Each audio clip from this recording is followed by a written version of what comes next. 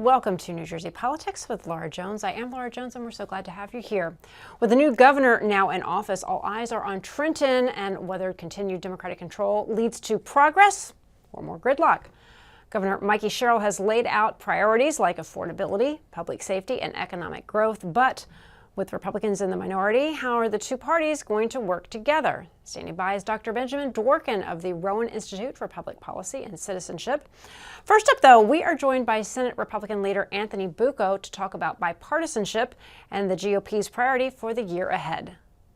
First up, Senate Republican leader Anthony Bucco is joining me now to discuss the prospects for bipartisanship in the Sherrill administration and some of the key priorities for the GOP in the legislature this year. Senator, so good to see you. It's great to see you. All right. Well, Governor Sherrill campaigned on making New Jersey more affordable and building upon the progress from the Murphy years. So as minority leader, what are your initial impressions of her in this administration? Well, look, I know Governor Sherrill well. Our districts are on level and mine on the state level. So we work together quite often on really important issues during COVID, also at Picatinny Arsenal, a whole host of things in regard to the economy and jobs. So we've worked together before, and I don't see any reason why we shouldn't be able to work together again. I've met with her before the inauguration, and we had a great conversation, and she indicated that we would have a seat at the table to discuss major policy decisions. And if that happens, that'll be a good thing for New Jersey. Question I want to ask you about that might be more symbolic, but I'm curious if you think there's more to it, is one of the first things she did after she was inaugurated in the governor's office in Trenton is she removed all of the glazing from the windows so you can now see inside the governor's office again. And I know reporters, lobbyists, special interest group, legislators, they would often congregate and making eye contact, being able to talk to people.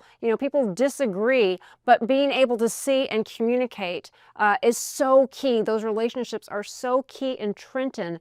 Did you see once she removed, and you could see into the governor's office again, once she removed that glazing from the outer office, do you feel that do you feel it's just symbolic, or do you have hope that, okay, well, maybe we are going to have a little bit more of an open administration? Look, transparency is very important in government, and to the extent that begins the transparency of this administration, that's a step in the right direction. I think if Governor Murphy can be criticized for anything, it was his lack of transparency and the administration's lack of transparency. Everything was done at the final hours. Budgets were negotiated at the strike of midnight, where legislators were being forced to vote on things that they didn't even have pen to paper yet. So to the extent that we are getting away from that, to the extent that we're going to have an open and transparent administration, that's a good thing. I can tell you Republicans are going to keep her to that promise. Yeah. Well, I mean, first thing off the bat, you have the inauguration, you have the gala, and then it was straight to work because there's a deadline for getting a budget in place. And she has until the end of June to do that. But coupling it with a major snowstorm that the Governor Sherrill had to manage. How do you think that she's doing so far in balancing not only getting to work on the budget and some of the other things, but having to manage a state of emergency and snow removal? She's getting tested right off the bat. Well, and I think she did well. In fact, I sent her a note. I sent her a text message telling her that I thought both her and the administration did a great job on the snowstorm. We still have some bumps in the road. There's still a little snow out there that has to be cleaned and salt supplies that have to be delivered to our municipalities.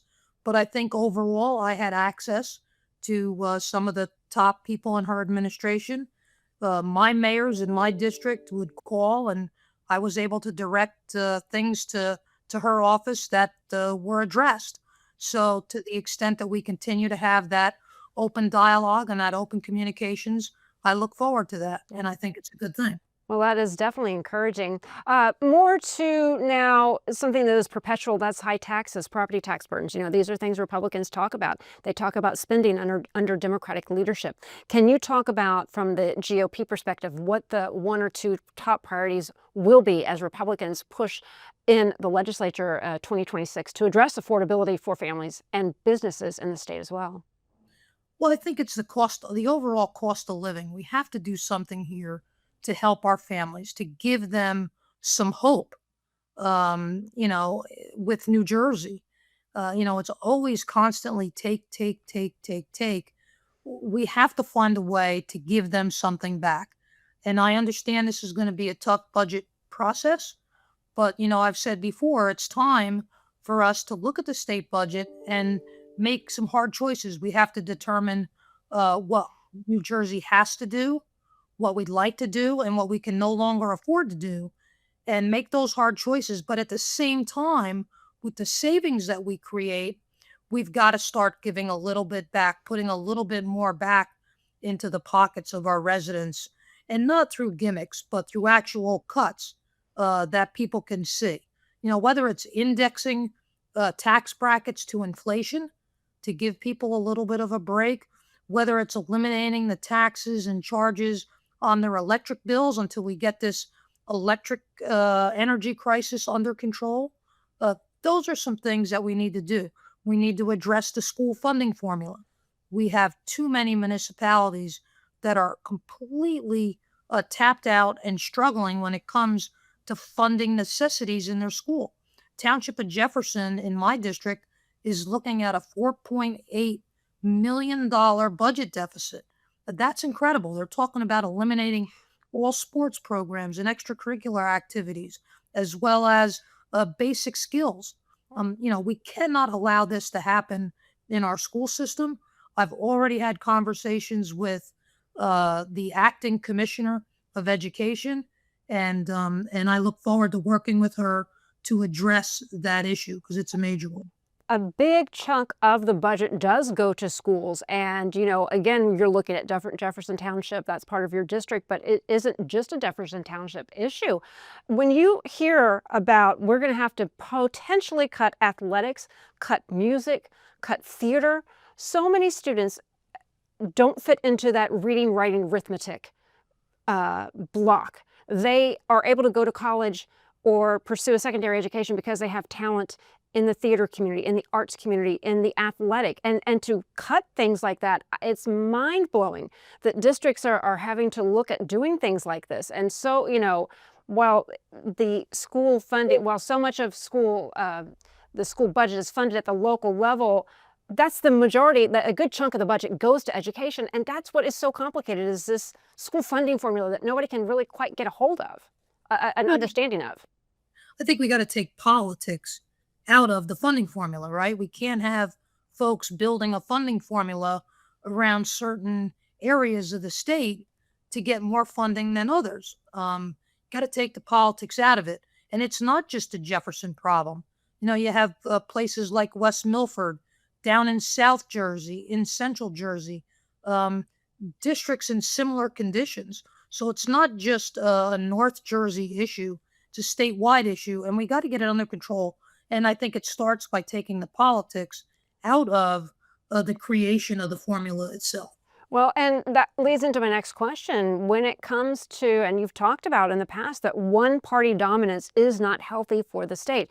Democrats hold control of the governor's office and the majorities in both the Senate and Assembly. So how do you plan to really make real change as minority leader through amendments, public pressure, other strategies? How do you do that? Well, we'll begin by trying to work across the aisle to get consensus. And when that doesn't work, we're not going to be afraid to speak up and say things to get the public's attention as to what we believe not only the administration is doing wrong, but ways that we can fix it, right? And we've done that in the past, but I think we have to be a little bit more forceful. But I also think we just can't be the objectors. We have to provide a solution. And that's what we are going to do. We're going to point the bad things out, but we're also going to provide the Republicans' perspective on how you'd fix it. And, we've done that in the past. I think one of the big ones was the Transportation Trust Fund, where we all knew we needed to keep that fund healthy. But the Democrat proposal included a gas tax a hike. In our proposal, we were able to extend it 8 years versus 5, but also avoid a tax increase on gasoline. And the Office of Legislative Services looked at the bill and they approved it. So it would have worked, and we could have saved our folks some taxes if the Republican policy had been implemented. And that's what I think it's all about. It's about, again, bringing down the cost of living for our residents. Another topic I want to touch on, Governor Sherrill has a background in national security prosecution, so issues like public safety and crime, those are hot topics. Can you talk just a little bit about if there are any criminal justice reforms, policing measures, any anti-crime initiatives where you think Republicans and the new governor can find some common ground in light of everything that's going on right now? I think we have to look at the bail reform again. It's been a number of years since those reforms were enacted. Some are working, some aren't. It's always good to go back and take a look at the changes that were made to see where the unintended consequences are. And we need to do that in bail reform to make sure that the criminals that are arrested, it doesn't become a revolving door. We need to give our law enforcement folks the tools necessary to do their job effectively and efficiently. And if we do that, we'll have a safer community. I'm looking forward to having a conversation with our new Attorney General when she comes before the Judiciary Committee. I've heard great things about her, but I'm looking forward to that conversation because I think we have to get back to focusing on public safety, law enforcement, making sure those folks are supported and have the tools they need. And we need to listen to what they have to say because they're on the ground. They're the ones that have to implement these policies. They're the ones that have to face it every day when they go to work. So we should be listening to them and what their concerns are and how we can do it a little bit better. I often meet with the Prosecutors Association, the State Chiefs Association, and the Sheriff's Association to listen to what they have to say and what their suggestions are. In fact, the home invasion bill that was signed by Governor Murphy and the stealing of the cars from the driveways, the carjacking bill legislation, all of that came from ideas from the law enforcement community. And the late Governor Cody, a great friend of mine, we worked together on that legislation, and the end result was a good piece of legislation that strengthened New Jersey. Yeah. And, just as a reporter covering, you do see, as much as both sides disagree, there is so much that the Republicans and Democrats really do agree upon. So, Senator Bucco, we thank you so much for taking the time to talk to us and to give us your thoughts as Mikey Sherrill begins this new administration. Thank you so much. Thank you. Look forward to coming back. I look forward to seeing you.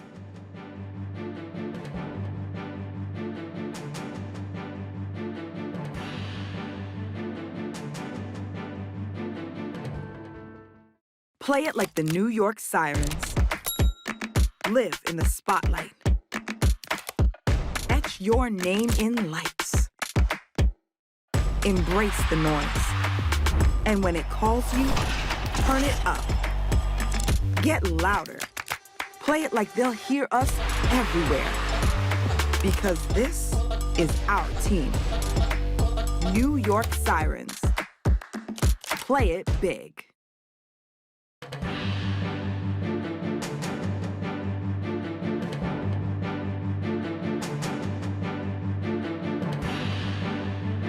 Welcome back to New Jersey Politics. So, what can New Jerseyans expect from Governor Mikey Sherrill in these first few weeks? first 100 days in office.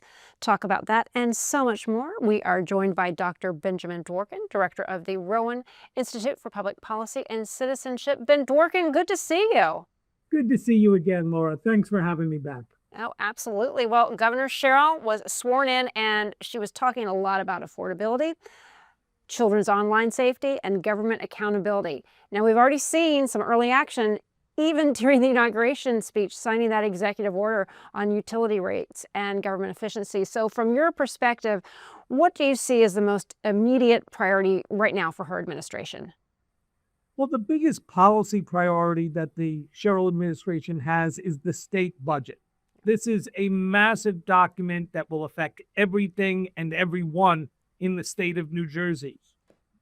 Governor has to introduce this state budget in the next few weeks, and then it's got to be passed, which can be difficult as you negotiate with the state legislature, even if you're dealing with Democratic majorities, and Mikey Sherrill is also a Democrat. People will argue vehemently about what should be the true priority, and the priorities are determined by what gets funded. So that budget process, which needs to be done in just a few months, it's got to be passed by the end of June. That is the biggest lift that the administration really has. Yeah. That's the big policy challenge they have facing right now. Right. And, you know, in the meantime, she's also having to manage snowstorms, other things that are coming up. You know, she really, she had to hit the ground running with a dose of winter storm reality hitting her right in the face. How difficult is that as, she's still filling out her employment, the employees? We have most major government appointments in place, but there's still other things that need to be put in place that's still evolving.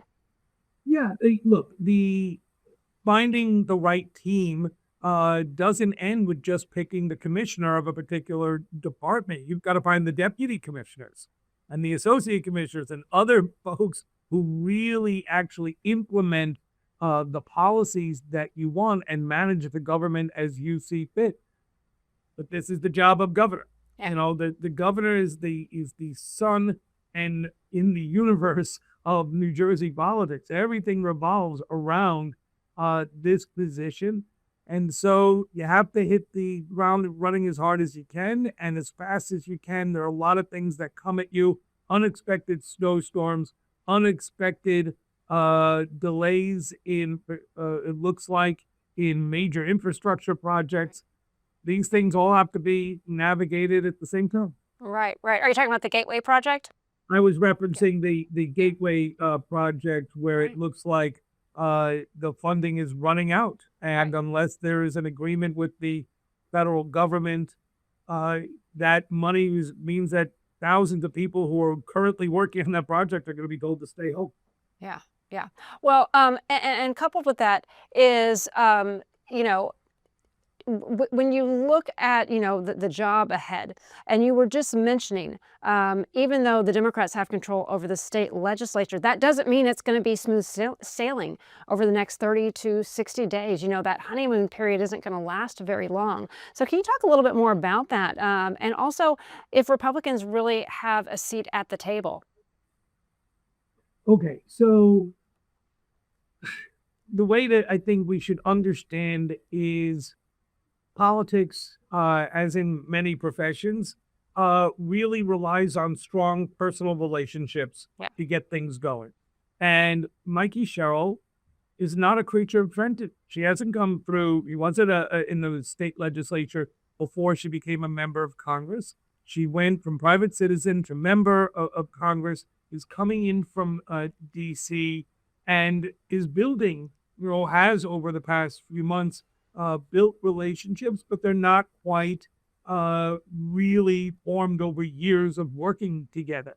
And so, yes, even though Democrats are the majority in both the state Senate and in the state Assembly, a Democrat like Mikey Sherrill is going to come in, and we expect that there'll probably be some friction as everybody figures out how far can we push. Will the governor push back? What kinds of things can you get away with? What kinds of things can you find agreement on? And where are you going to have some real tension in negotiations? Yeah. So as a creature from outside of Trenton, now working in a very entrenched, I should say, male-dominated political body like the New Jersey State Legislature, we expect there to be some tension moving forward. That's Well- something that everybody knows going in. They just have to work it out. One of the first things she did on day one, not only signing that executive order, but as a member of the media, I love that she took all of the frosting off of the windows, so you can now see into the governor's office. And also, she was signing other executive orders on that day one. And in the outer office, a portrait, all of the governor's portraits are throughout the State House and in the outer office, but Governor Christie Whitman's is right behind her. Even though she's a Republican, Governor Christie Whitman endorsed Mikey Sherrill in the campaign. So there is a little bit of a camaraderie between the two, and perhaps a little bit of girl power, for lack of better words, at play that will be a factor. And it isn't about, male versus female, who's better, but it's a factor that you can't ignore. Absolutely. And I think that, again, because it's only happened once before in the Christine Todd Whitman administration, we're not really sure of what the dynamics will be. It's a different time in America than when Whitman was the first. So to be the second is not nearly as hard as being the first, but we do expect, I think a lot of Trenton observers expect there's going to be a special dynamic that's going to have to be worked out there. Yeah, some of the things I'm already noticing, she's pretty active on social media. I think that she has content creators helping her go directly to people, because it's been popping up on my Facebook, Instagram, where have you. Governor Sherrill, she really ran as a pragmatic problem solver with a background in national security and prosecution. We already talked about, she's already had some early tests from the weather emergencies and such. How would you describe her so far, her governing style? Again, like I said, I open up my social media and I don't know if it's the algorithm or if she's just doing a lot more, but I notice a distinct difference in how she's talking and engaging and using social media, perhaps even engaging younger people as well. What do you think? Well, yeah, look, I think there's two things here. First of all, as an administration, we saw this in the campaign, that the Sherrill campaign and now the Sherrill administration were very engaged and very effective in using all forms of social media to directly speak to voters and to constituents. So I think we should expect that. The governor is very telegenic. She's very good in speaking and talking directly to people into the lens of a camera. And I think that when you have that kind of skill set, take advantage of it. This is how people learn what's going on in this state. I think what we saw during the snowstorm was a typical, just the tip of the iceberg, as it were, to how they're going to be able to reach out to people. More broadly, I think it's important to recognize, because this is a third Democratic term in a row for a Democrat as governor in New Jersey, something we haven't seen since 1961. But the Sherrill administration is in a very different place than the Murphy administration that came in 8 years ago. Bill Murphy came in after 8 years of Christie, and there was a huge pent-up demand for progressive legislation. You don't have that. That legislation has been passed. Sherrill administration is coming in, and they're talking about ruthless efficiency. That was her line in the campaign, and I think it's going to be a strong theme that will really represent what the Sherrill administration is about. They want to make everything work. This is about affordability, and affordability is tough. You're dealing with national and international economic trends and data and other things that the governor really can't control. But what the governor can control is efficiency. Can you reduce the wait time that somebody has to get a permit to build something? To reduce the wait time at the Motor Vehicle Commission? Those kinds of things, from the voter's perspective, I think people will believe my time is money. Yeah. And if things are becoming more efficient, if the Sherrill administration doesn't come in with a gigantic progressive list of wanted legislation, but rather just makes things work, that will make people feel like New Jersey is more affordable. And that's the road for them to re-election. And it's going to be interesting to see her style of leadership evolve because she's coming from Congress, the legislative side, to the executive. Christy Whitman did the opposite. She went from the executive, chief executive, to the Bush administration, and she talked about how, as governor, you were the CEO of the state. That is a totally different dynamic. So final thoughts as, her role as a leader. She's not new to elected office, but she is new as to an executive CEO of the state, really running the day-to-day, the grind, so to speak, as Gen Z calls it. I think we should remember that this is a woman who entered the Naval Academy after high school, that she spent years working through the military. I think she will have a very clear understanding of what it is to make a command decision, what it is to expect your subordinates to implement that decision. In terms of that, I think we'll see a lot of that kind of leadership just based on her background. Then Dworkin, thank you so much for taking the time to talk to us. We really appreciate it. Thank you so much, Laura. Always a pleasure. And that'll do it for today. I'm Laura Jones. Thanks so much for watching New Jersey Politics. We look forward to seeing you back here next time.